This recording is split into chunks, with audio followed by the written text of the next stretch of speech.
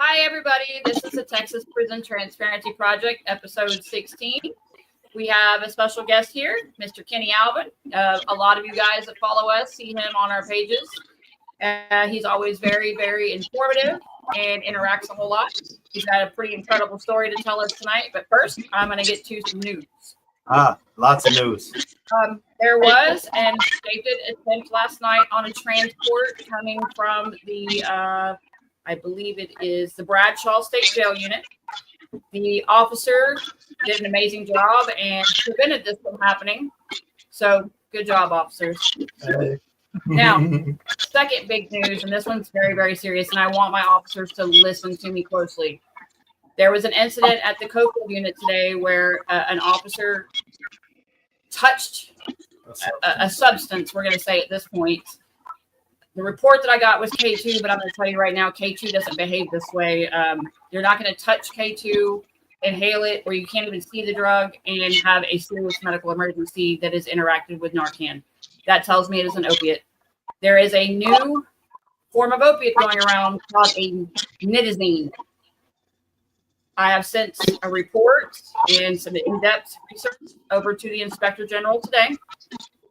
I've also put the information out to officers, wardens, and the public. This is a drug that is about 40 times more potent than fentanyl. Did you hear that? 40 times more potent. It says really anywhere from 10 to 100 times more potent than fentanyl.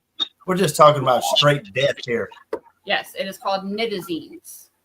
So there is no drug test for this drug. There is no detection for it. In fact, there's even research stating that when drug dogs have been trained, the drug dogs are being injured and killed over this drug. It's super dangerous, super, super dangerous. So apparently it was developed in the 1950s by the pharmaceutical industry, but they never even used it, never put it on market because it was too potent, too dangerous, and too deadly. Too dangerous. And now all these years later, and now it's starting to get out. Yeah. And of course, once it starts to get out, it'll somehow begin to find its way into the prison system. So make your loved ones aware. You shouldn't be messing with anything like that to begin with, right. But you never know what you're going to get a hold of. It's marketed as this. It ends up being that. I mean, these kids on the street, they think they're buying an X tab or something like that. That's not even the scary part. And it'll have this stuff in it. Next thing you know, man, you're at the morgue. Well, here's something even scarier than that. So the preferred methods of distributing this drug is powder form, which is being either used as regular powders or it's being pressed into pills. It is also being used to be soaked into paper, and it's being put into vape cartridges, whether that be vape cartridges, THC vape cartridges, CBD vape cartridges, any kind of inhalated cartridge. Nanoparticles of this, particles you cannot see going airborne, if they are inhaled or touched, can kill you. I mean, it's serious. Even Narcan is not proving very effective against it. Multiple doses of Narcan are being needed for it, and it's scary. It's very scary. Anyway, and lastly, Brian Collier has officially announced his resignation, y'all, as of glory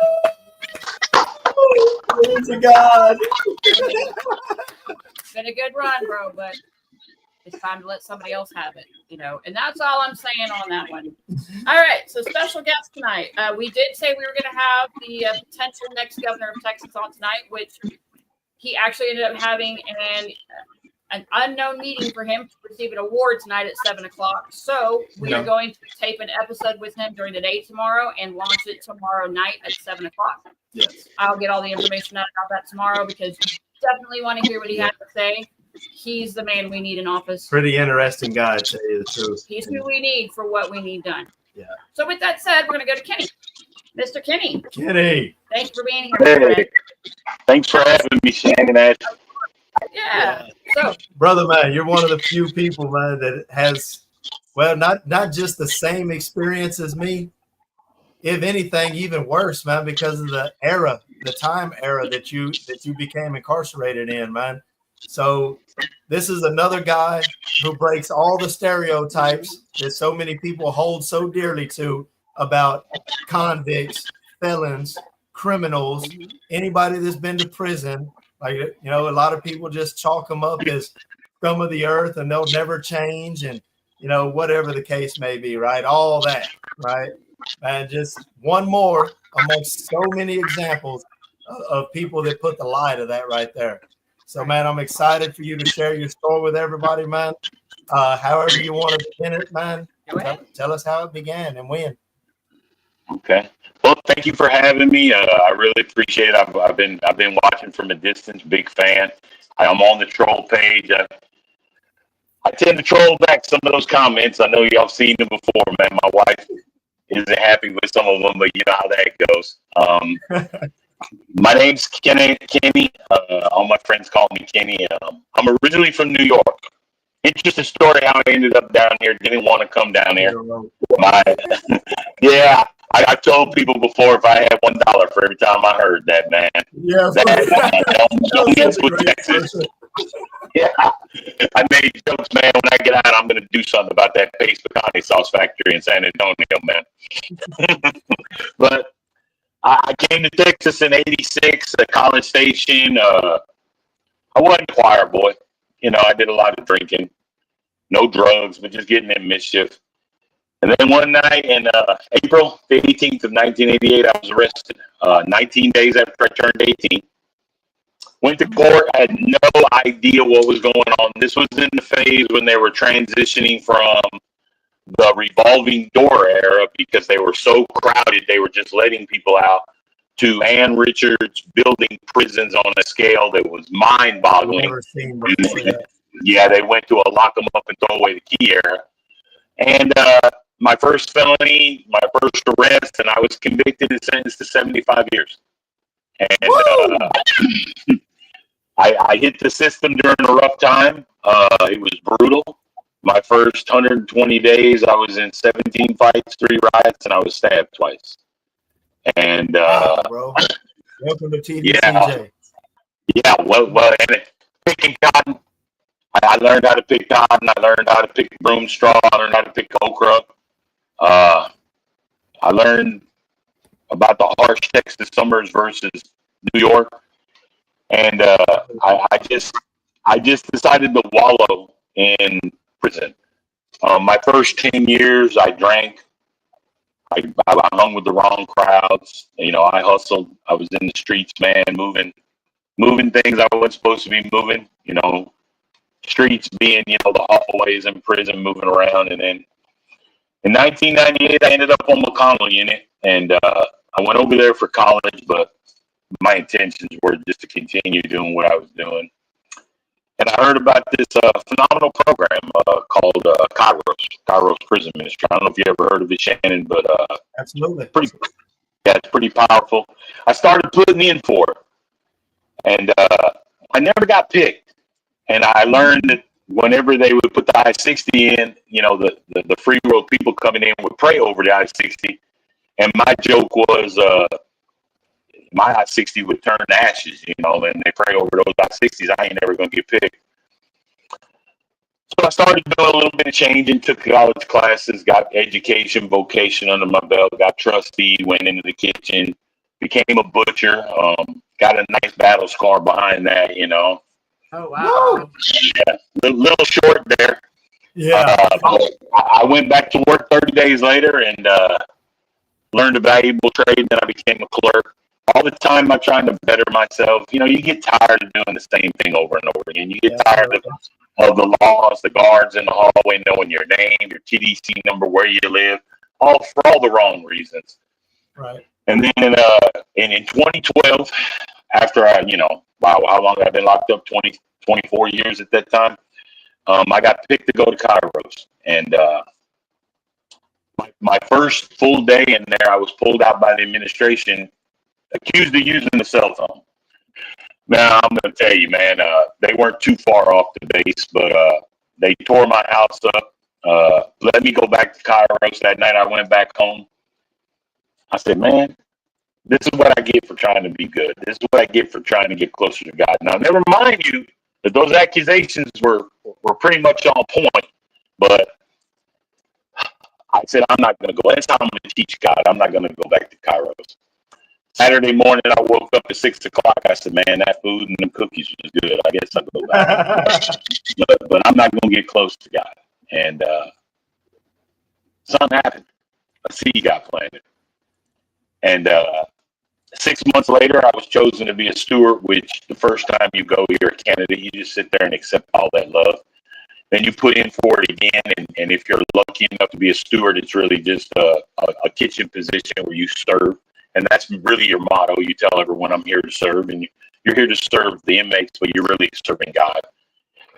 And then that fall of 2012, I seen parole for the 7th time. And, I'm like, man, I'm never getting out. At that point, my father passed away. My sister disowned me, never talked to me. My mother was in a nursing home. They were all back in New York. My father died there. My sister was there. My mother was in a nursing home. And I had no family. I was in Texas for less than 2 years. And then January of 2013, I received a lay-in for parole. And I'm like, it was during count time. It was cold. You know how those outside units are. I'm not going to go down there and wait in the cage, man, to get another set off. So I went to sleep. I knew I was going to go to work later that afternoon. Yeah. And the lieutenant, but they sent a CO. I told him to leave. They sent a sergeant. I told him to leave. They finally sent a lieutenant. I was like, well, this is serious. Let me go down there and get my answer. I went down there, man, and by the time I got in the cage, there was 4 other guys in there. And this little bitty woman came out. Her name was Juanita Gonzalez. She was the parole commissioner. Oh, I know who you're talking about. Yeah. And she said, I'm here to interview y'all. Well, Kenneth, come on. I didn't even have an opportunity to be scared. I just walked in there and I sat down, and it was her and her assistant. And she goes, tell me about it. And, preparing, I never thought that day would come, but you're preparing, you're thinking, they're going to ask you, like, why did you do what you do? Well, there's never a good answer. She didn't ask me that. She just said, talk. So I told her, I said, hey, man, I got my GED. I've got 2 college degrees. I've got 7 vocation trades. I've got 21 OJTs. I've been a trustee for 15 years. I work in the ODR. And I'm not exaggerating. In the middle of that, she yawned. And I tell people as part of my testimony, and I'll mention God quite a bit here, it was like God said, shut up. Get out the way. Let me start talking. And I told her about Kairos. I told her about wanting to change and all the things that were positively happening. I had quit drinking years ago, but I started mentoring guys, and my wife likes to tell me, man, I'll talk to anybody. And she just listened. And at the end, of course, I'm crying. And I think she was just crying because I was crying. And I looked at her and she goes, is there anything else you want to say? And I said, I just want to know how you're going to vote. And she goes, I think you've done enough time. And I got an FI. It was a long range FI. And the programs were so packed that I sat on McConnell unit for a whole other year. And then I finally went and did the program, and I realized I had nowhere to go. Yeah. And the guy who was on McConnell, who was a casual friend, I mean, casual as it comes, said, hey, you can come parole to my house in San Antonio with my wife. And people to this day will ask me, he was not a good character, Shannon, Ashley, but I had nowhere to go, any port in the storm. So I went there, and he just deceived his wife, and they fought. Oh my goodness, they fought like cats and dogs. And it was a terrible situation. I'm on a monitor. I'm on the GPS monitor. I had a job. The place ended up going out of business, and I'm at my hopes linked. Parole steps in. They go, we're not really comfortable with you being in that house. And again, I had no family, nowhere to go. And so they're going to send me to a Houston halfway house. I think it's called Ben Reed. I can't remember the name, but it's terrible. Yeah, it's no different. It's no different than a prison. It's still there. Yeah, and a friend of a friend got me a halfway house in Livingston, Texas. But right before all of that, a Kairos volunteer that was my mentor during Kairos decided to come up to San Antonio, and he wanted to meet with me. And I could only go to like ATV, Walmart. So we went to Walmart. We ended up going and eating at Subway in Walmart. That's back when Walmart still had restaurants. And he asked me how I was doing. And I don't know why I told him this, but I did. I said, well, I'm actually here in Walmart shopping for a BB gun. I said, I'm going to take that little cap off it. I'm going to rip my monitor off. I'm going to go visit my mother before they violate me, because I'm not going to make it at that halfway house. The halfway house in Livingston, Texas wasn't that good either. I said, and if a cop pulls me over, I'm going to pull that BB gun on him. And I didn't know the term for it. Of course, we know now that's suicide by cop. And his name was Larry Smith. And he didn't chastise me. He didn't tell me I was stupid. He said, let's pray. And we prayed. And I felt very peaceful after we prayed. I went up to the Livingston halfway house, and he went back to his Corpus Christi Sunday school class, Annabelle Baptist Church. And he said, we need to pray for Kenny. And a guy sitting in the back of that class, that Sunday school class, came up to him afterward and said, do you think he'd come to Kingsville and work for me? I have an apartment. And parole approved and denied it 3 times. Because I have to have transportation to get to Corpus. Everything's in Corpus from Kingsville. And finally, the guy kind of more or less became my sponsor, my mentor, my transportation, said, I'll do it. And in Livingston, Texas, you know how slow the state of Texas was. From the time he agreed to the time I was in Kingsville was about 36 hours. I got here March the 26th of 2015. Which I tell people I was homeless almost 10 years ago in that halfway house. Oh, it was terrible, man. I've seen drugs. It was terrible. In fact, when I first seen my parole officer, when I got to Livingston Station, she goes, what are you doing there? That's a fast track back to prison. We just violated 2 more people. But needless to say, I came to Kingsville, and the guy has, at that time, he had tons of rental properties and personal properties. And my first day working for him, he gave me a backpack full of Roundup. I thought it was mosquito spray. And I sprayed everything. I sprayed his rose bushes, his carpet grass, his oak trees. I didn't know how to do nothing, man. I didn't know a wax ring from a wedding ring. A wax ring goes on a toilet. Yeah. But I showed up every day. I had an efficiency apartment about 9 foot by 20 foot. And during that time, man, yeah, I slept in the closet because it was so big. I kept hearing God tell me I got a plan for you.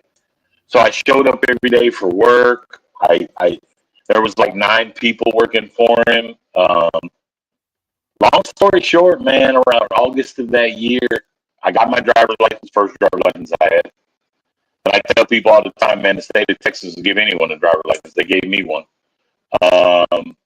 Hoping to get mine this month.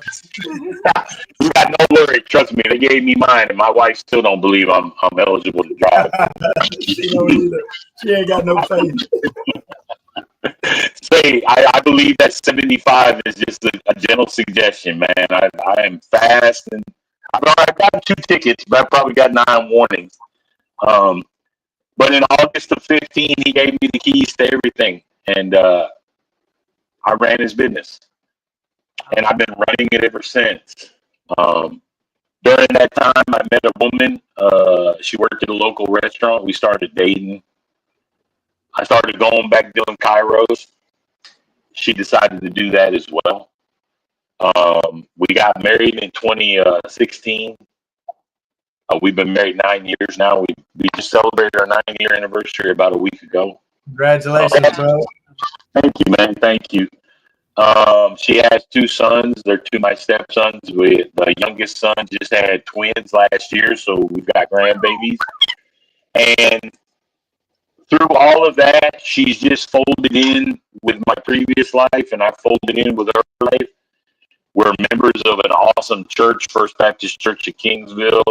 They've accepted me with, wow, tremendous how they've accepted me. I'm on their property committee. I volunteer with him at the food pantry every now and then. My employer now does Kairos. Wow. And yeah, he's huge. Oh my gosh, man, he's huge. He cooks all the food. He's gotten his family involved. My church has gotten involved. Even the finance committee. My church, in October of last year, they did 700 dozen cookies. In April of this year, they did 550 dozen cookies. My local HEB donated. HEB Kingsville. Yeah. Rodriguez Plumbing here in Kingsville is a big donor to it. I'm, through the power of God, I got a lot of people involved. And I told y'all I have a surprise for you. Uh-oh. Yeah, so here's the surprise. You ready, Ashley? She don't like surprises, bro. Okay.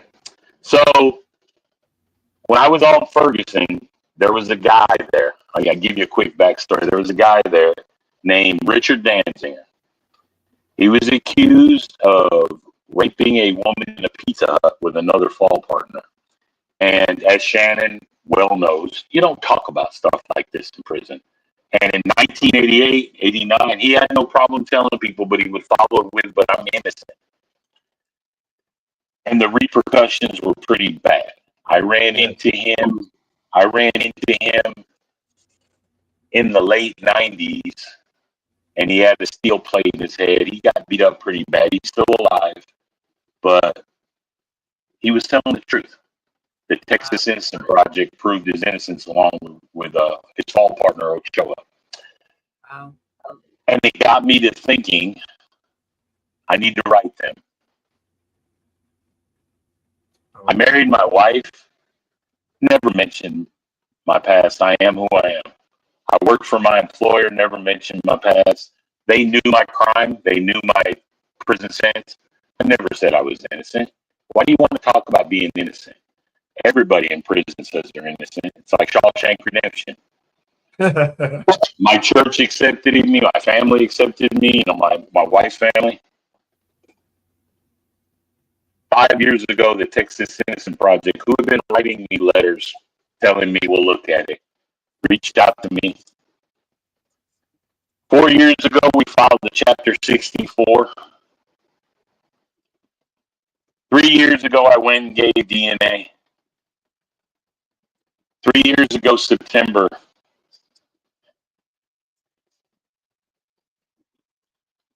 the DNA proved my innocence. We went back to court March of last year and proved in the court that I was convicted of, that I was innocent. The state of Texas has done everything imaginable not to admit that. They have filed so many things. They went to 7 DNA experts. They've done everything imaginable. My lawyers continue to work on it. We're in another filing. My wife sat in that courtroom. My boss heard about it. I told him about it. We also seen that in 1988, they knew I wasn't guilty. They had whited out their initial report. I was crying at the time because my lawyer hadn't even told me that. And my wife looked at me and said, "Did you know that?" And I said, "I didn't know that part." And needless to say, over the last couple of years, I've told people, some of my guys who've known me for 20 years in prison were like, "You never said that." Again, accept me how I am and then learn the truth. But over that last 2 years, still having parole breathe down my neck, still doing what I'm doing, but knowing that we proved it, and hopefully we're, Chase and Jesse, my 2 lawyers, constantly update me and are working on it. We're waiting on another ruling. Long story short, man, God just continues to bless me, man. 2 years ago, my wife and I bought rental property. Last year, we bought some more. I don't want to brag, but, from a guy who was homeless to a guy who now has rental property. One of my tenants is actually a police officer. Also, how ironic is that? Yeah, that's pretty awesome there too. Like I said, I keep up with a lot of guys. I continue to do Kairos. I never forget them. I call and they call me. I write some of them, give them updates. Heck, y'all, you're my friend on Facebook. You've seen our recent trip to New York. You know, we've been back 3 times. God just continues to bless me, man. It's amazing. I struggle at times. I struggle with a lot of things I brought out of prison with me. I remember there's a woman in my church, Dr. Blake is her name. And she said to me, Kenny, I hear you talk about being out of prison and everything, but when are you going to get the prison out of you? There you go. And I was like, wow. You know, just today at my church, I had to deal with an AC contractor who raised their voice and went off. And of course, Shannon, you know how it is. I went right back at him, went right into the grill. Yeah. And the secretary sitting there watching it later on, she calls me up and she goes, Kenny, you can't act like that in prison. I mean, in church. You can't act like that in church. Yes. And I mean, I didn't cuss. I didn't scream. I didn't threaten anyone. But my voice went up about 2 notches. When somebody gets rude or aggressive, it provokes us to respond in a certain way. We had a Bluetooth speaker on our porch one night that had stopped playing music, and all of a sudden, I guess it started a music video, and there was like a whisper in the background, and he thought it was a voice. It was somebody talking. It was somebody just regularly talking, and the speaker had stopped working, and all of a sudden, this voice, and it's behind me. Yeah, I don't even want to tell y'all what my reaction was, man, but it wasn't very good. I think, you know, I've talked to a lot of my friends. I'm not using an excuse. I'm just painting a picture. I think when you've been handled, when you've been told what to do for so many number of years, when you've been suppressed, oppressed, policed, governed, incarcerated, whatever word you want to use, when you come out here, you're just not going to tolerate that. And I was talking to one of my friends in Dallas today, a guy named Corey. He's a great guy. I said, and I won't use the terms we use. Yeah, I know y'all told me about being censored here. But I said, people out here cannot deal with raising your voice. They immediately attribute that to being anger, to being violence. And then the next thing you know, we need to call the police. Where, Shannon, you and I know, when the Dallas Cowboy game's on, we're up here at a number 7. Yes. And if somebody from the free world was to walk in the day room, they would say, oh, my gosh, call the National Guard. They're about to have a riot. And we're just going back and forth. Yeah, we're just going back and forth. So I've always got to be mindful of that. You know, you gotta keep it at a neutral level because, you know, people out here don't understand. You know, aggression in there is met with aggression. Today. Yeah. Yes. A lot more feelings involved today, I guess. And not that feelings is a bad thing, but I don't know, you know, just it's not very rough anymore. In some ways, that's a good thing. In some ways, it's a bad thing. You know, there's always pros and cons to everything. I get told that I yell a lot. I'm like, no, I don't. I just speak passionately. I speak very passionately. That's what I said. It didn't work for me. Yeah. But man, hold on, dude. I got to clarify this real quick. So you said the Innocence Project has, in a court of law, proven your innocence on your conviction, and the state of Texas won't exonerate you? No, because the level of the state of Texas on the exoneration is not only did you not do it, but you have to bring forth somebody who did. So the 11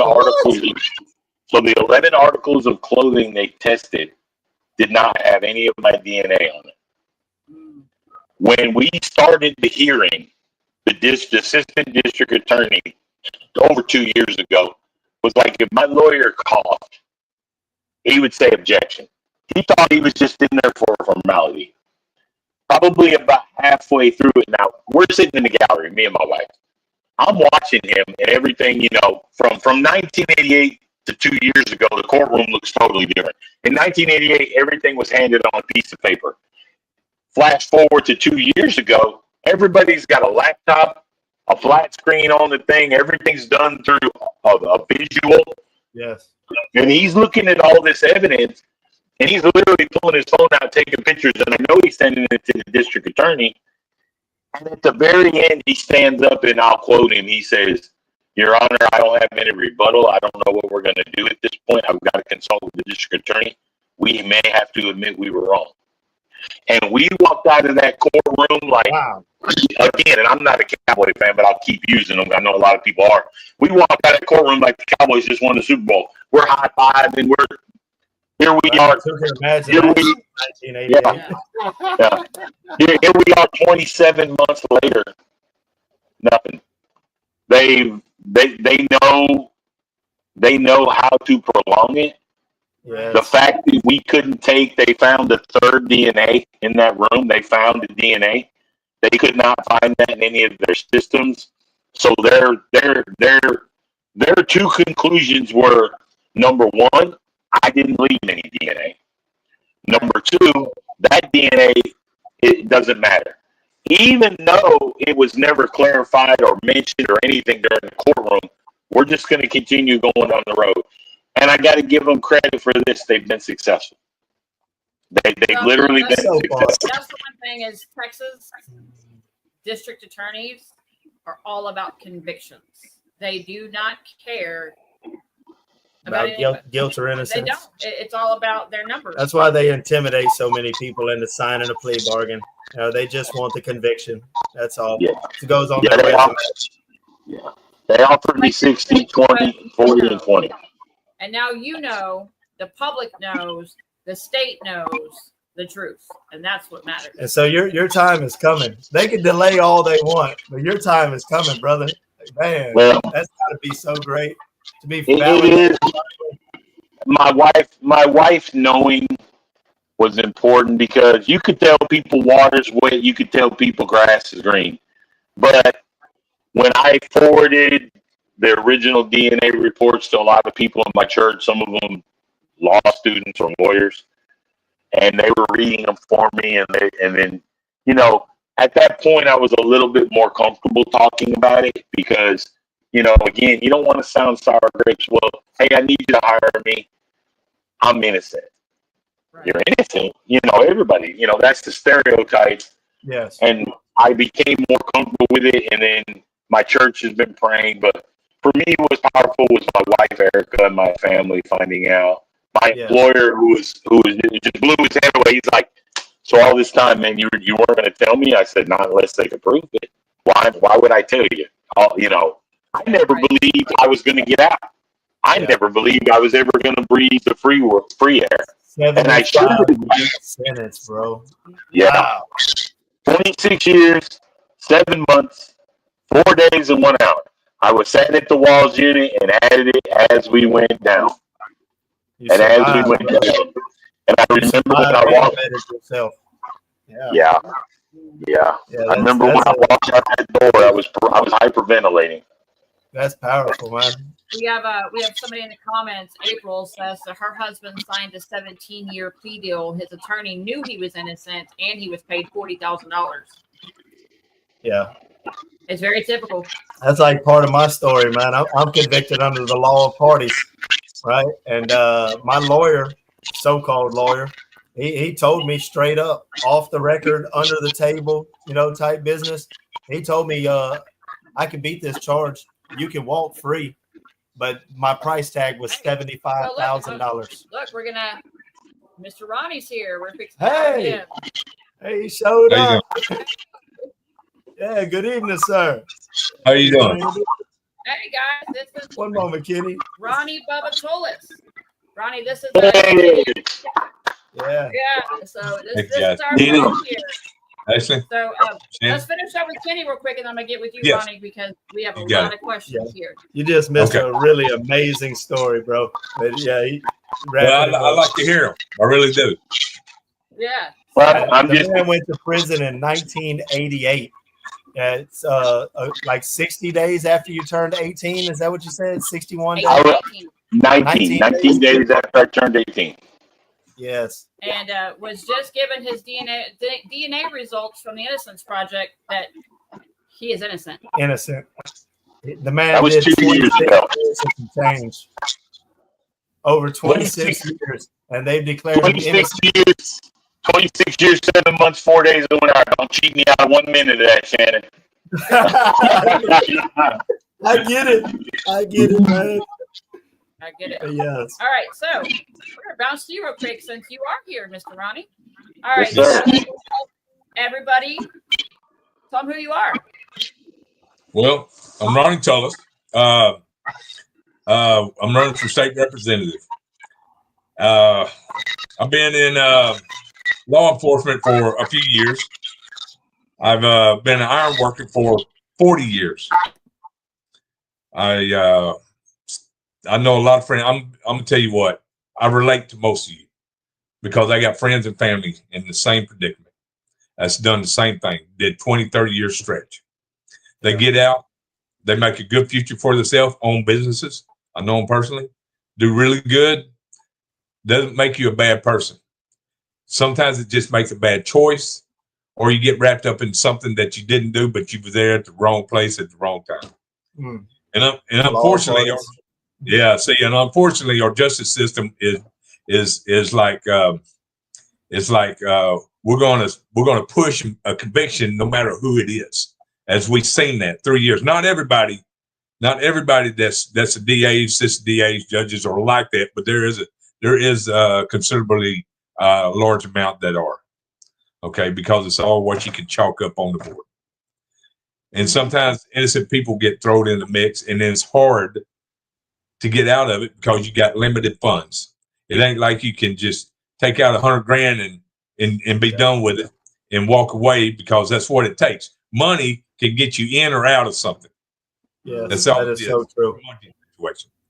So when you have the DA office that's running on unlimited funds, mind you, which is what taxpayers' money, right? And so when you are limited, you only got a court appointed, or you're trying to find the best lawyer for you at your budget. And unfortunately, sometimes it don't work, because when you run out of money, you run out of a lawyer. So now you're gonna have to cop a plea because you can't plead your innocence. That's usually what happens. You know, not everybody in prison is innocent. True. And so you got to remember something. The punishment has to fit the crime. You know, if you rape, if you assaulted, aggravated assault on a child or whatever, that punishment needs to fit that crime. Okay. Agreed. And so, is there anything I can? I like to listen to. You say you're running. You say you're running for state representative. No, running for governor. I know, that's what I was going to clarify. You're actually going to enter the governor's race. Is that correct? Did I say state representative? You said you already ran for state rep. I already ran. I'm sorry. Yeah, for governor of the state of Texas. And why I'm doing that, because you got to put the people back in office. You got to get law and order in this office. You know, you can't stop corruption. You can't, just like you can't stop a criminal from doing a crime, right? It's just ain't gonna happen. Only thing you can do is just either make the punishments more severe, or you know, it's just, you know, there's different ways that we can go about this. Now, like y'all, I don't know what your story is. I didn't get to hear it. Yeah. But I did see where she posted in there that you're doing good. So you made something out of it. That was a long stretch. How about you? How long were you in? Oh, me? Yeah. Man, I served 25 consecutive years, sir, on a 35-year sentence. I was arrested at 17 years old. I was indicted on capital murder, but they indicted me under the law of parties. My buddy shot the guy while I was there. And, you know, and they charged me with capital murder as well. You know, and I took it to jury trial. They dropped the capital, convicted me of murder. I was just telling, when you came on, I was just telling him about the part where the so-called lawyer that I had, he told me that he could beat the case and that I could walk free. You know, he told me this off the record, of course, under the table. But my price tag was $75,000. That was the cost of justice or freedom for me. That you're right. This right here. It's the money. Yes, sir. So he not saying he couldn't get you off, but he's saying if you don't pay me what I think I'm worth to get you off, then that's it. I ain't going to have you. I can't do nothing for you. So in that part right there, that the way they see it, sometimes they see it like if that wouldn't have happened if you wasn't there. You may not have committed the crime, but they're saying that played a part of the crime. Okay, Right. so unfortunately, you can't dictate what your partner's doing, right? Right. You go rob a bank and you step in there, it's going to be a simpler deal. And nothing was going to come out of it, in and out. Next thing you know, your partner shoots somebody, you're going to prison too for the same. Absolutely. We're going to be charged for the same crime. Yep. Absolutely. The only thing, and I agree with that. I've never claimed to be a complete innocent in the matter myself, but at the same time, I do not believe that I deserve to do the amount of time that I was made to do. It's just way too much for the part that I had involved in it. And like, I know the specifics ain't on the table, but it wasn't a pre-planned thing, premeditated, nothing like that. It was just stupidity, and I didn't deserve to spend 25 years of my life in prison for that. But it made you who you are. But it made for somebody else. I'm one of the few, though. I'm one of the few that actually did find rehabilitation because I pursued it myself, not because they gave it to me. It's because I pursued it myself, and I met some good inmates that turned me on to education and got me to open my mind to things outside of those prison walls. But that wasn't, TDC has some good programs in there, but it's so hard to get access to them, and especially for the people that are in the most need of them. Right. You got to somehow, if you got an addiction, if you're still stuck in a criminal mentality, in a lifestyle, you have to somehow break that on your own with no help and stay out of trouble for a year or more just to become eligible to get into any of these programs and classes that you so desperately need in your life. I mean, where's the logic in that? Like drug treatment is done when you leave prison. In the last 3 months or so, 3 to 6 months. Why are we not treating drug charges on day entry? Why are we? What was you incarcerated at? Oh man, I've been all over the state of Texas, sir. I did 10 years on the French Robinson unit, Abilene, Tennessee Colony, South Texas. That happened. I'm sorry. Here, let me rephrase that. Where was your trial at? Harris County. Harris County. Oh, yeah. Yeah. He's like, well, yeah. Yeah, I know. Trust me, I know. So, I got you. Because you can go to another court system, and they try the same thing, and you may not get the sentence you got.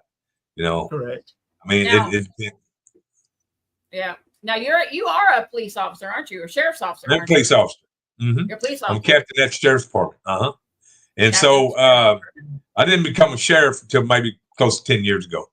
Like I said, I did steel work, iron work for 40 years. So what I did is I figured I'd just go ahead and went to the police academy at nighttime. Okay. Mm-hmm. And so I went in 2008. What I did when I was raising my kids, going to work, and went to the police academy at night. And so it's just something I wanted to do. And but I have a lot of friends, and I know somebody that got out of prison. He said it helped him because if not, he'd been dead.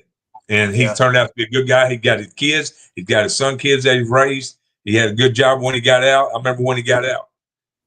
Good man. He worked hard and had no issues and straightened right up. He told me himself, if he did not go to prison, he would have been dead. That's pretty common, actually. Yeah, that is pretty common. Unfortunately, the guys that go in and get their stuff together and change, unfortunately, I believe it's still somewhat of a minority.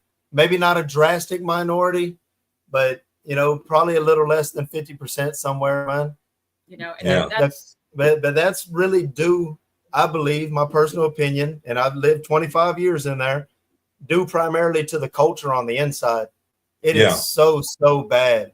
You're surrounded by drugs every day. People ODing. Your cellie might be an addict. I mean, it's crazy, man. So it doesn't really help going to prison because when you get institutionalized, it's just like you can get out and you don't care to go back in. No big deal. A lot of people go to prison and actually get worse. I hate to say that, but that's the bald truth. So in this whole time, what would y'all like to see changed? Since this more is related towards y'all's I would say, let me quick this, Shannon. I would say the culture. Shannon hit the nail on the head. The culture. We were talking about earlier before you came on, sir, that you hear about legislation wanting to put air conditioning in there, and then the public is large, and the officers in there are like, no, they did the crime. It fits it. We've had over 200 years in the state of Texas of tough on crime. That got us to the point in 2025 where the system is broke. I mean, like I was telling Shannon Ashland earlier, 15 years ago, the state of Texas reached out to a third world country to recruit officers. I don't know if you're aware of that, sir, but officers from Nigeria will come over here and work, and they make up anywhere between 30 and 70% of the workforce in some prisons because Texans don't want to work there. That's the same thing as like airports and so on and so forth. That happens. You like a lot of foreigners that work in places like that, and they don't want to work there. My daughter was going to go work at TDCJ over here in by Dayton. Yeah. And I told her no. I understand the argument from the, I guess, the political financial side of why we don't want to put ACs in. And do I agree with it? No. But however, why don't we make these units solar? Because then you're self-sufficient. And not only that, but the state of Texas will get a kickback from the energy they use and put out anyway. So why can't we go solar and get ACs in these prisons? Because the officers there have to work too, and they're passing out and they're dying from the heat. It's not just. I've seen a lot of officers fall out and the medical have to come get them in a wheelchair and cart them out from heat exhaustion, from overheating. A lot. Yeah. So they suffer just like we do. If you change the culture and the mindset, the inmates will follow. The inmates will follow. No matter what goes on, the wardens and the COs with the legislation in Austin follow and put the mindset in place. Shannon hit it sharp. There's a mindset in prison that just tough. And that's the hard part to change. That's the hard part to change. But I believe it can be done. It just takes some true work. And it would involve stuff like, I spoke in front of the TBCJ. Hello.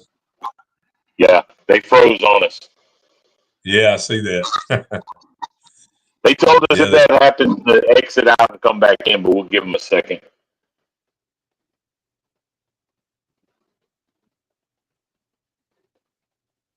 I'm going to exit out and come back in, sir. All right.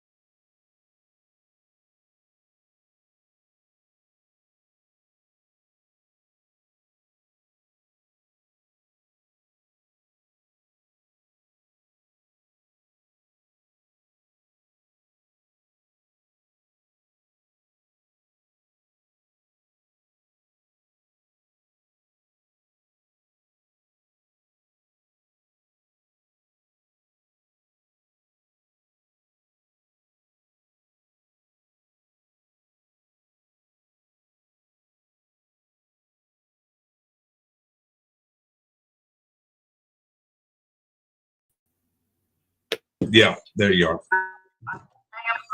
Come on, all right. All right, we're still on. That was crazy. Y'all know, just little tech gremlins here and there. Yeah. So what happened to Kenny? Let me message him real quick and tell him to pop back on. We're good. Well, Yeah, she'll resend the invite. No, he's got it. It just has to get right back in it. Okay. But before we were so rudely interrupted, like I say, I do have ideas and programs and stuff that I wish to see implemented or at least put forth and debated about prison reform and how to actually make rehabilitation more real and more attainable. But that's just to be honest with you, sir, that ain't really the platform I'm on tonight. Tonight, man, I really want to ask you, what inspired you to decide to run for governor of the state of Texas, man? I mean, that's a pretty lofty shot, right? Well, think about this. Does anybody know the person that the people that are in office? Has anybody ever met them personally? Does anybody ever seen them at Walmart? Seen them at Home Depot? Have you ever seen anybody? I bet you have fun. I mean, I partied in the 80s, and I ain't never seen or heard of none of these people. The deal is the choice of the people needs to be back in office, and as long as we're not in there, we're just going to get dictated by somebody that's never been where we've been. Okay, never been where you've been. It's never been without like I've been. I mean, I was raised up. We didn't have nothing. We didn't have food sometimes. And we hardly had lights. Yeah. That's the honest truth. So it ain't like I haven't been there. I've been where most people's already been. And so I know the situation and what we need and what we feel that is necessary for this country, the safety, well-being of the people in it, and what it takes to run it.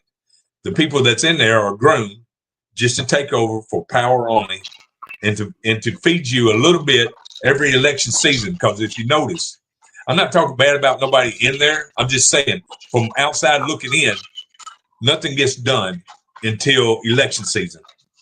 Right. And then they feed you a little bit here and there just to keep you content. Get some votes until the next election season, right? Because that's just the way it goes. Because normally they don't care about nobody but themselves. And what inspired me to run is Jesus Christ put me in this 4-way road. I can look left, right, or go forward or turn around. You never turn around and go back, ever. Well put. So I went forward. Now it's your choice. It puts you in a spot. It's your choice which direction you need to go. I didn't put myself in that spot. I just happened to be in that spot. That's where it seemed like I needed to be. Do you think I can make a difference? You know how I can make a difference? Because I'm with everybody here. I know when you tell me something, I can relate to it one way or another. Right. The people that are in there in office, they are not. They were never like this. I went through the police academy, community college. I put myself through that. They're mostly Ivy League types. Yeah. Yeah, exactly. So there's something that nobody really cares about, but you got to remember that's the only ones that's running. That's the only ones that people got a choice to pick from. Okay. Right. Man, I'll tell you, I'm optimistic. Like I like it. You know, I've been privy to an extent at least. Learning about you as you and Ashlyn have talked, and you know who really paved the way for people like you, and not just for you as an individual, but made America aware also. Man, Donald Trump, he is not a career politician, and that's one of the things we love the most about him. He is not a career politician. If you ever read like Plato's Republic or anything like that, what republicanism is supposed to be based on, there was never supposed to be any such thing as a career politician ever. But here we are. The reason why he's not a career politician is because he can't be bought. Correct. He has the money. He has the money. So what are you going to pay him with? People ain't got enough money as he got to say, hey, I give you $1 million for your campaign. He don't care. He can run that campaign on what he makes easy. Just like Ross Perot, right? Ross Perot shot himself in the foot when he went and he ran for independent. That was the worst thing to ever do. That's why we love president, him and they hate him. So look, one of our viewers has a question for you. She says, "What do you think about the bail legislation? Will the county jails be able to deal with it?" Ooh. Now you're talking about dictating the bail. Yes, that new bail legislation. You're talking, yeah, I know. I heard about it. Well, you know, that depends on the case. They ain't saying 100% that it's going to be. From what I read about it, if I can remember, because I got so much going on, that it's going to only be in certain cases. Right. Okay. So I'm just trying to remember because I briefly read it. Like what are considered like 3G offenses, things like that, which are typically aggravated. Yeah. You know what I want? I'm gonna be honest with you.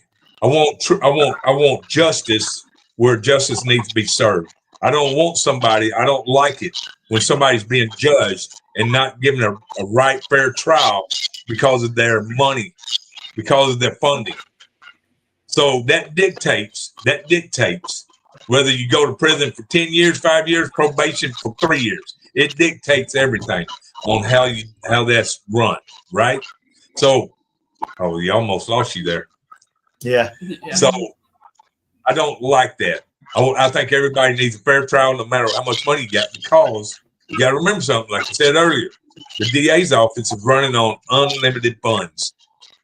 Right. They don't care if they spend $3 million on your case, as long as they're going to push it until they think they want to push a conviction. Right. Has anybody here been to federal? Has anybody been convicted of a federal crime? Not nobody on the show right at present, but we have had guests on here that have been to federal. I have family members that are in the federal prison. Yes. Well, if you know when the feds come and get you, that's 100% guaranteed you're going to jail. They're just looking for professions and maybe get some time. They're not saying, well, get a lawyer, you may get out on this because we're wrong. No, because they do their due diligence.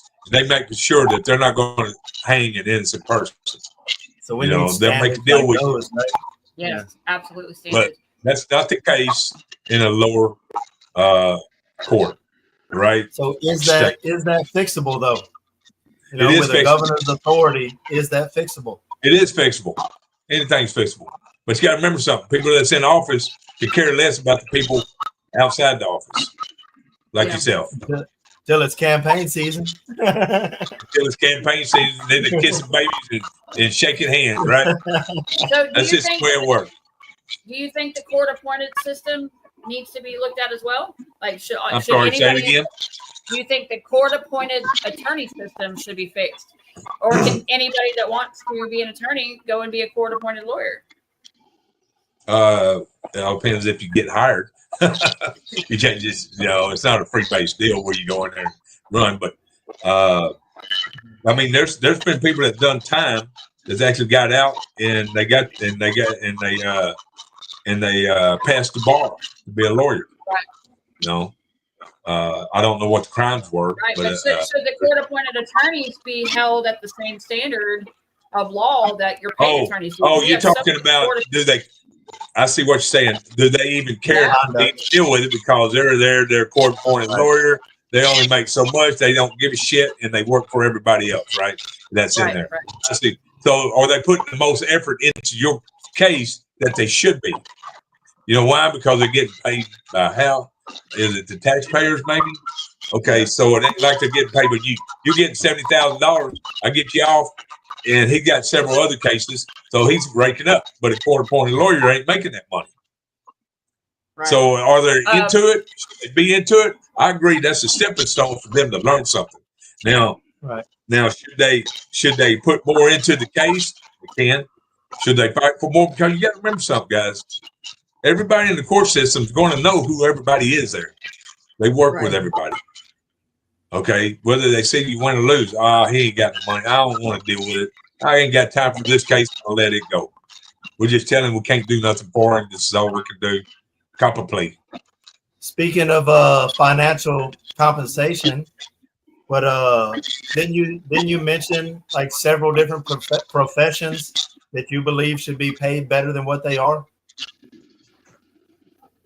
Like, I'm sorry, like what? Like teachers and such. If you're going to talk on the teachers reform and the first responders and firemen, so on and so forth. Even prison guards. Prison guards. I have a plan. I have a plan, and I talked to the teachers. I talked to several teachers, and I run it by them and see what their issues. Now you got to remember, teachers in different districts got different issues, but the majority of the main issues are combined in one. So same with first responders as the pay. So pay is dictated by what? Your county, your taxes, your school districts. That's the problem. You can have a teacher here, which she is, lives next door to me, works here, makes $10,000 to $15,000 less than the teacher down the road at the other school district because it's dictated by that. I don't agree with that. But unfortunately, that's the way it is now. Can it be fixed? It sure can be fixed. Right. It sure can. Why hasn't it? Well, I don't know. That's a good question. Why do we still have the same issues every election season when it comes to election season? Why are we still having the same problems? We shouldn't even be talking about none of this if whoever was in office took care of it 3 terms ago. And I ain't saying who it is, but even past him, all this should have been taken care of. Well, we shouldn't have this issue. We should have another issue that come about besides dealing with the same issue that was been around for years because nobody's fixing it. Nobody wants to fix it. Then they talk about, well, if we fix all this, you raise taxes. Well, you know what? That's not necessarily true. No matter how you sugarcoat crap, it's still crap underneath it. Still crap. What they are, I'm going to tell you what they are. They are a good salesman. They're selling you a Cadillac you thought was until you drove off. It's a Pinto. Yeah, right. It's an Escort. You thought you was driving a brand new Cadillac. That's that. They're salesmen. Think about it. That's all they do. And they sell themselves. So when they sell themselves, they got to be good at it. And so they get people around them, they're salesmen, and they promote them. Right? So on that train of thought, as you know, that Brian Collier announced his retirement today. So now we have this big who's taking that. Yeah. Now's the time to change the prison system, but are they going to do it? Probably not. I mean, there's people capable, but I think they need to seek outside the state or people that have not worked for the agency to get a fresh pair of eyes on it. The funding that place gets is absolutely enormous, not to mention the funds that they bill themselves for inmate labor. It's just, why do we have all these people dying? Why do we have officers being hurt? Why is nobody being paid? Why are we short of staff when it's a simple solution? And, what would you do about it? Why? It's a control situation. They control absolutely. It. You got to remember something. Everything can be fixed, or if it can't be fixed, it can be minimized, right? Everything. I don't care who it is. But right now, I'm gonna tell you what. I'm gonna put that in my introductory and bio that I'm fixing to do here in a little bit. But just think of it the analogy like this. If you're driving your car, most of us have, and the check engine light comes on. It's a $30 fix, but nobody's going to fix it until you got to get your car inspected and get tagged.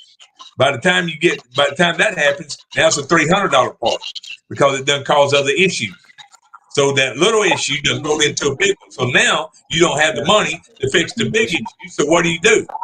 You have it reset, put a Band-Aid on it until the next time, up until it's broke down, and now it's going to cost you $14 to go buy a new car. Same way with the system, correct? They put a Band-Aid on it. If it's an issue, a small issue, that it can be dealt with and fixed.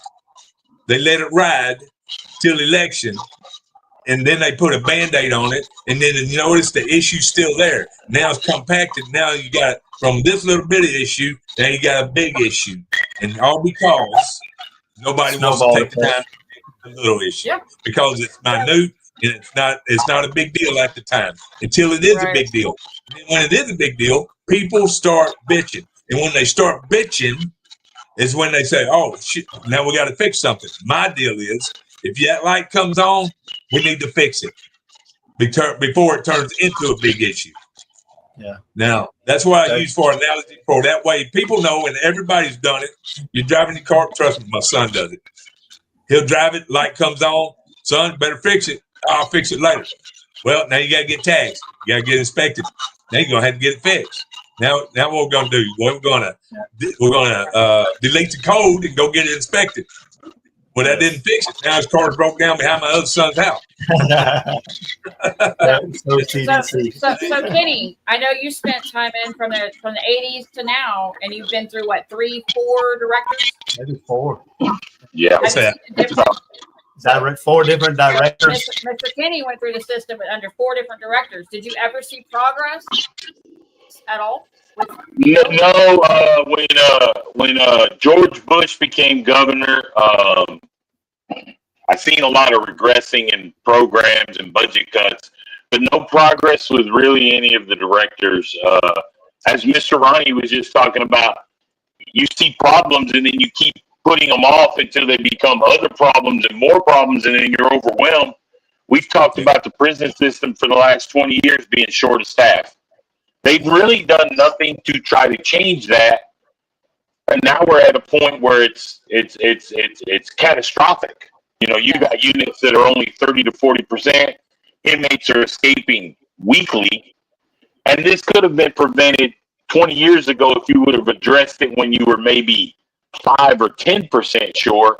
Now you're 60 or 70% short, and on top of it, like Mr. Ronnie just said, you've got other issues you deal with. Now you're overwhelmed. I feel like maybe Brian Cowler resigned or retired because there were so many situations going, and he's just like, you know what? I've been in the system for 40 years. Now's a good time to cash out. Well, and it's a little funny that the new laws all take place the day after his retirement starts. So that's pretty telling as well. Yeah.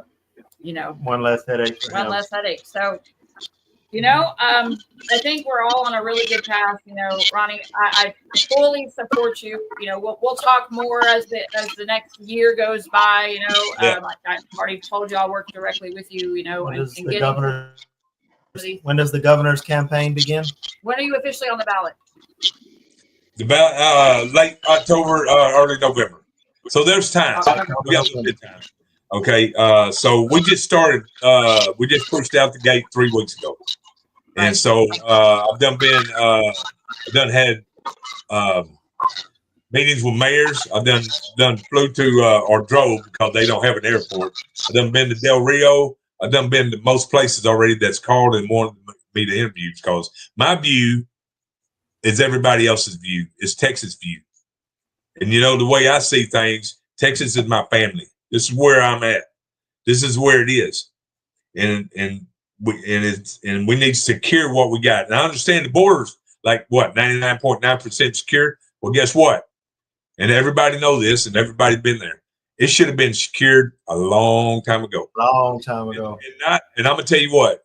Most people think, well, it's not the Mexicans because we've always had an open crossing border with the Mexicans. We're fine with them. We're talking about Haitians. We're talking about Salvadorians. We're talking about other countries coming in here that you got to remember something.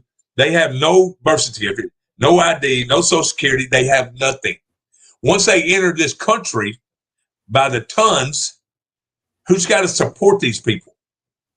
Taxpayers. There's not that many jobs out there to sustain this many people that has no ID. We don't know who they are. That's the problem. That's the process that we have to take in order to be legal in this country. Like I said, we used to have the open border with Mexico. There was no problem. They come there, we go there. Everybody had fun.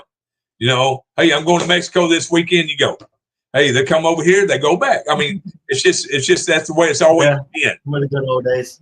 And so, and some people think it's because the Mexicans know it ain't them. I mean, they know where it lies, and that there was never an issue until the open border policy was Biden.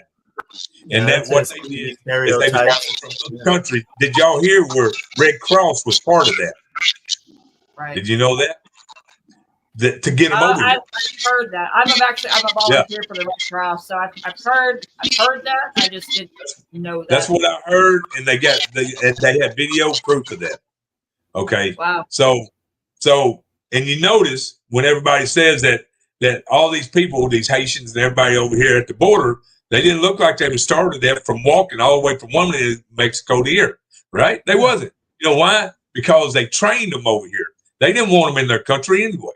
So when Biden pays the president of Mexico to feed them and get their butt over here to cross the border, there you go.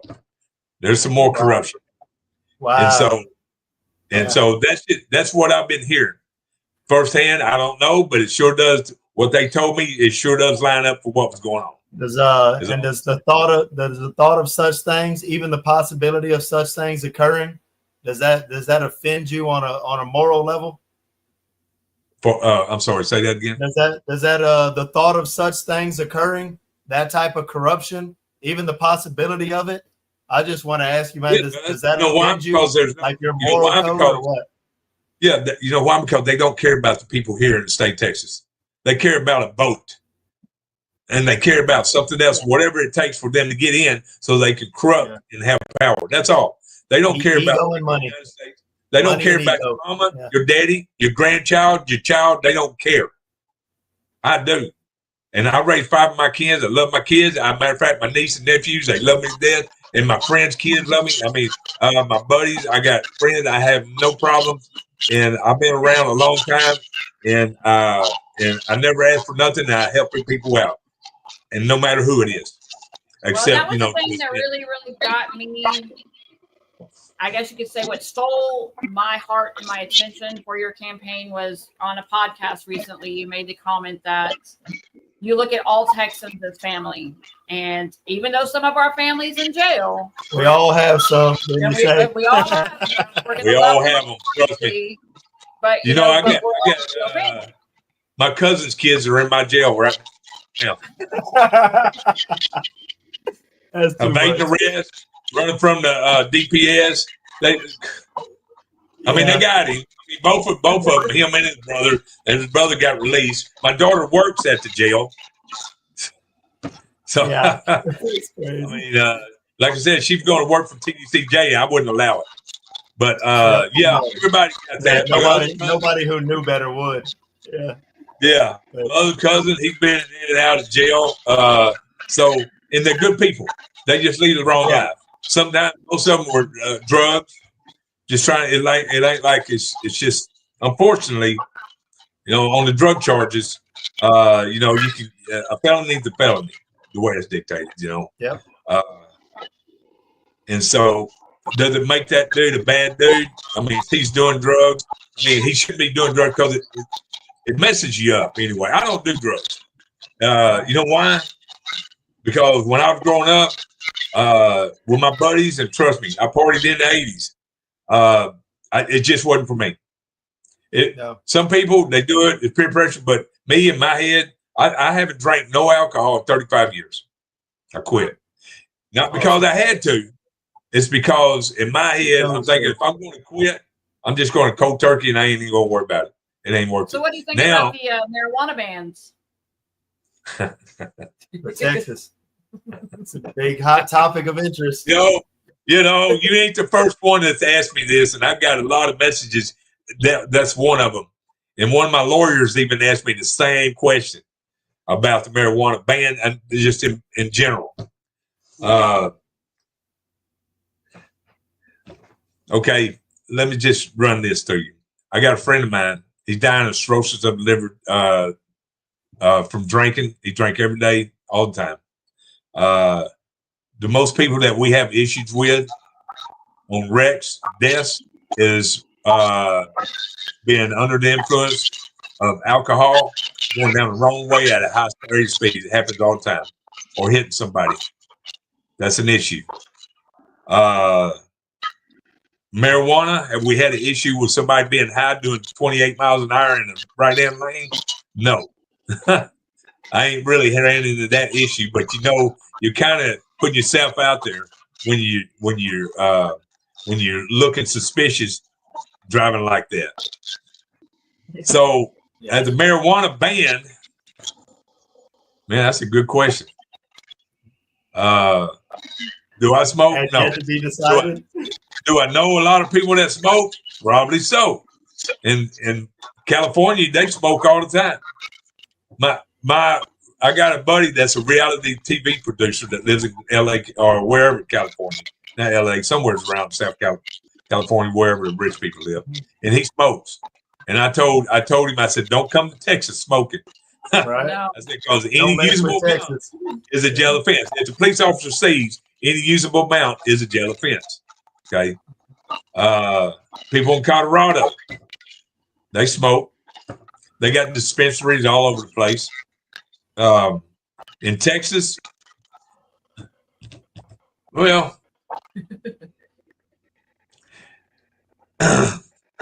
I think I'm gonna hold off on answering that right now. As yet to be determined. Yeah, there you go.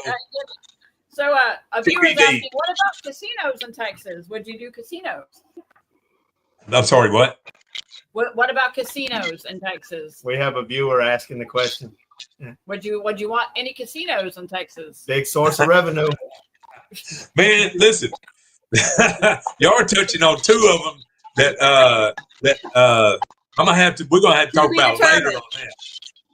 Okay, to be determined. I thought this was gonna be easy. Well, that was a lot of that was discussed. I have very good ideas for a lot of things that should have been implemented a long time ago. Yeah. There's no reason why not. There's no reason why not. You know why? Because you make Texas first. You don't make other states first. You don't make nobody else first. You make Texas first, and we are family, and you make family first. The first thing you do is you secure the state. You do financial gain in the state. You make the state thrive. We should have been number one in and last out. When you're number one in, you secure everything. When you're out, you make sure everybody is secured. When you leave, you look behind your back, and everything's good to go. We should have been number one. We should have lead by example, right? Instead, we follow lead, and then they try to pass things that other states saying, "Hey, we're doing good revenue. We can take this revenue and apply it somewhere else." But yeah, Texas still followed behind. Well, And it's because for the record, for a couple viewers, some of these questions cannot be answered at the moment, but they will be answered. Yeah, that's just it's one of those things that, as we all know in the advocacy world, sometimes we come out with plans and we say certain things, and then other people steal those ideas and run with them and claim. I'm gonna tell you what. So there's some things that just need to not be said right now. I used to go to a lot of political events. I used senators, the governors. I've been to his several times. I was invited to. So I throw out some ideas. When my ideas got stolen, it pissed me off because them ideas should have been implemented before I said anything. It was a simple thing. I can't remember what it was a few years ago. This was actually during the last election season, I believe, or the one before that. So when I go to tell something, you're right. Everything that I planned, that I've went through and I discussed with everybody, I guarantee you, somebody that's watching this, they're going to say, "Hey, I'm going to steal his idea before he does." Because you know what? First off, if you're in political office right now, any kind of position, you don't need to be there next one because you should have did something while you was in it the first time. You show your true colors when you're in office the first time. Right. When you get in office, if you don't take care of the people, as soon as you get in that office, we know exactly where you're coming from. Yeah. That should be when you're most passionate. Yeah. Yeah, and then you would do 2 terms and still nothing's done. But you got to remember something, guys. You're limited on who's running. And if you don't have the people in there running, then you're going to get the same crap that you got right now. Same shit. Walking across the board is done. There's nothing you can do about it. So you're just going to vote for the lesser of evil. That's what you're doing. Awesome. All right. Well, before we get out of here, Kenny, being that you have our probably the most experience as far as through the decades and the administrations, what would you like to see a governor do differently? In regards to Texas, in regards to our prisons, yes. Better pay and better training for the guards. You start at that level, and then it'll transcend down to the change with the inmates. like I said before, and Shannon said, right now the mentality in the prison system is crime. You know, I was around more drugs and alcohol in prison than I ever was out here in the free world. Absolutely. You change that. You Hands change down. that mindset.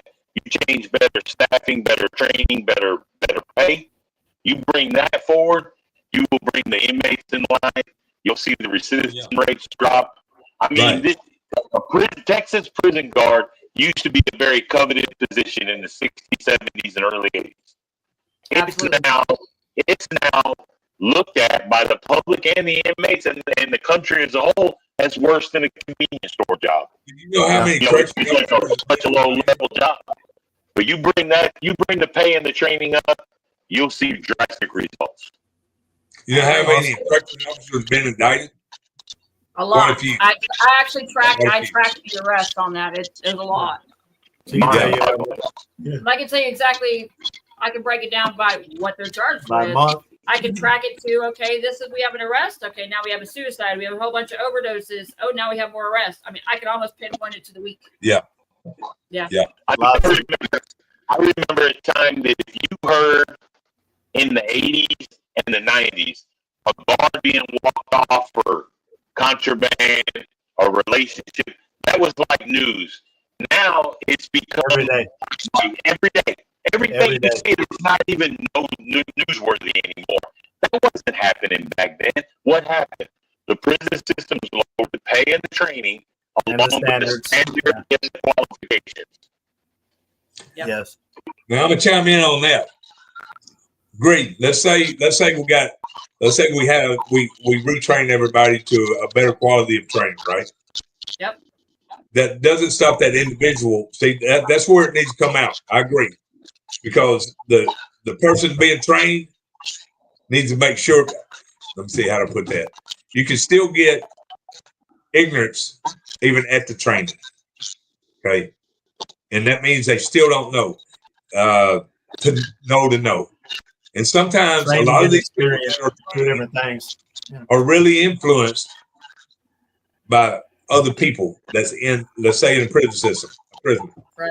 They can influence somebody else that's in the prison, because a lot of these people that are being trained are not leaders. They're more of a follower. Follow what I'm saying? They can train all day long, but they're going to do what somebody else tells them to do and not take the initiative to say, look, if somebody comes up and says, hey, you do this for me, you get this in, take care of you, whatever. Say, look, man, you're in here not to make it comfortable for you, to make it right. Let's say you, education, you're in there. Hey, you want to get in there, get your shit together, be educated. And that's what some people want to do. They want to go in there, get your shit right, get educated, get the hell out, and make a better life for themselves. Instead, you're in prison having to deal with political crap inside the prison. Yes. Right? And then you got to deal with that while you're over here just saying, man, look, I just want to do my time. I want to get this done. I want to get this behind my back. And I got plans when I get out. Instead, now you got to deal with other crap inside the prison. I mean, unfortunately, that's the way it is, no matter what prison. Now, can it be adjusted where if you go to prison and everything looks good and it makes you a better person to get you out? Yeah, you can. It's kind of hard. You're fighting against each other in there, right? There's a lot of qualified immunity amongst the system and an entire system in the administrative end. They're all yes men. Nobody's willing to say, hey, wait, let's stop. This isn't good, or this shouldn't be happening. Let's fix this. It's more of a, oh, okay. Everybody's scared to rock the boat. Yeah. And Mr. Ronnie just mentioned, no matter how good you get the training, you'll still have some bad apples. I'll totally agree with that. But I remember around 2010, I was working in ODR McConnell, and they brought in a group of recruits. There were about 75% of them that were between the ages of 18 and 22, and the other 25% were between the ages of 65 and 75. Yeah. And a warden called me over to his table, and he had a bunch of administrators. And he didn't know me. I knew him 20 years prior to that as a CEO. And he said, look over there and tell me the difference between the guards when you came in and the guards today. And I looked over there and I gave him the most honest answer. I said, ne'er one of them, not one of them over there can outthink me. Not one of them over there can handle the stress and the obligations of this job. Back when I came in, all the way up probably for 15 years, there were 35 to 50-year-old people that you couldn't pull the wool over their eyes. You couldn't con them. You couldn't turn them. You couldn't make them think different.